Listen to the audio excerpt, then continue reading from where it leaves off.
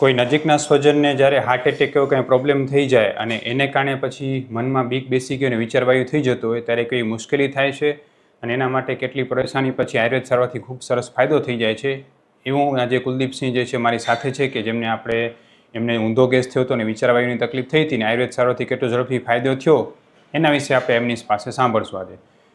જય શ્રી કૃષ્ણ. જય શ્રી કૃષ્ણ. શું થયું હતું બાપુ તમને તકલીફમાં? મને તકલીફ સાથી દુઃખ થયું બહુ થાય. એટલે મેં મોરબી રિપોર્ટ કર્યા 2-3 જગ્યાએ. રિપોર્ટમાં કઈ આવતું નહોતું. બરાબર. મારા મનમાં એમ હતું મેં અમદાવાદ આખી બોડી ચેકઅપ કરાવી. તમને એમ લાગતું કે તમને જે છે એટેક લાગે એટેક આવી જશે એવું. બરાબર. કેટલા મહિનાથી પ્રોબ્લેમ થતી હતી? આજથી તો મને 3-4 મહિના. 4 મહિનાથી પ્રોબ્લેમ હતી. બરાબર. અને પછી એના માટે તમે લગભગ કેટલા અલગ અલગ ડોક્ટરને મળ્યા હશો? મોરબીમાં 3 ને અમદાવાદ 4 ડોક્ટર. બરાબર. તો બધા ડોક્ટરોએ તમને શું કીધું? રિપોર્ટમાં કાંઈ છે જ નહીં, તમને વિચારવા આવ્યું છે, તમે વેમ છે, બીજું કાંઈ છે નહીં, આમાં બતાવતા કાંઈ છે નહીં રિપોર્ટ. મને કંઈક થતું હતું પણ એનું શું પણ નથી સાચી વાત. બરાબર. તમને સતત શું પ્રોબ્લેમ લાગે એમ? પેલા જો આ છાતી દુખાવા આવે, શ્વાસમાં તકલીફ પડે, પેટ ભારે ભારે, પગ બહુ લાગતા, કામ જાય ઊભું ન રહે એમ થવા પડી જઈશું શું. તો એ લગભગ કેટલા અલગ અલગ ડોક્ટરને મળ્યા હશો મોરબીમાં ને મોરબીમાં 3 ને એક અમદાવાદ 4 ડોક્ટર. બરાબર. તો બધા હૃદયના ને બધા રિપોર્ટ કર્યા? આખી બોડી ચેકઅપ અમદાવાદ જઈને આખી બોડી ચેકઅપ કરે. બરાબર છે. અને પછી શું ડોક્ટરે જે છે કોઈ ગોળી આપી હતી તમને, કોઈ ગેસની કે એસિડિટીની કે એવી કાંઈ ગોળી આપી હતી? બરાબર.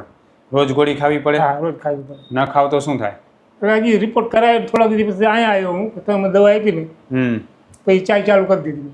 ઓલી ખાતો તો આ ચાલુ કરી દીધી. બરાબર. પછી દવા બધી બંધ થઈ ગઈ? બંધ થઈ ગઈ, ઓલી બંધ થઈ ગઈ. બરાબર. વિલાયતી દવા બધી બંધ કરી નાખી. અને આપણી દવા છે અત્યારે કેટલા ટકા સારું છે? આપણે મને કાંઈ છે જ નહીં અત્યારે. 100% કાંઈ છે જ નહીં.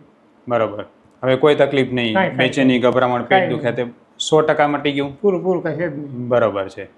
તમને ગેસની સમસ્યા શરૂ થઈ અને તમે તાત્કાલિક જેમ આયુર્વેદ સારવાર લ્યો છો તો બહુ ઝડપથી ફાયદો થાય છે. જેમ કે જ્યારે કુલદીપસિંહ મારી પાસે આવ્યો ત્યારે માત્ર 2 જ મહિનાથી એમને પ્રોબ્લેમ હતો. 2 મહિનાથી પ્રોબ્લેમ હતો અને આપણી દવા માત્ર ને માત્ર 1.5 થી 2 મહિના થઈ અને અત્યારે 100% સારું થઈ ગયું. જે પેશન્ટ અમદાવાદ, મોરબી અલગ અલગ ડૉક્ટરને બતાવવા છતાં પણ સુધરતું ન હોય અને માત્ર ને માત્ર આપણી સિમ્પલ પાચન સુધારણ દવા આપી અને તરત ફરક પડે, એનું મેઇન કારણ એ છે કે આયુર્વેદ પ્રમાણે આ જે છે ઊંધા ગેસનો રોગ એ પાચન શક્તિ નબળી થવાને કારણે થાય છે અને એને કારણે આ બધા પ્રોબ્લેમ થાય છે. હું ડૉક્ટર વિશાલ પંડ્યા એક MD આયુર્વેદ ડૉક્ટર છું. મેં મારો 10 વર્ષ સુધીનો MD આયુર્વેદનો અભ્યાસ જામનગરની વિશ્વ પ્રસિદ્ધ આયુર્વેદ કોલેજમાંથી કરેલો છે. 2011થી એટલે કે છેલ્લા 13 વર્ષથી હું ગાંધીધામ કચ્છ ખાતે NABH માન્યતા પ્રાપ્ત પંચકર્મા આયુર્વેદ હોસ્પિટલ ચલાવું છું. અમે લોકોએ આયુર્વેદ સારવારથી હજારો દર્દીને સાજા કર્યા છે. તેના વિડીયો રિવ્યૂ અમારા આ જ ફેસબુક, ઇન્સ્ટાગ્રામ કે યુટ્યુબ ચેનલ ઉપર છે, જે જરૂર જોવા અને જાણો કે કેવા જૂના રોગો કેટલા ઝડપથી સાજા થયા છે. અમે 2 રીતે સારવાર કરતા હોઈએ છીએ.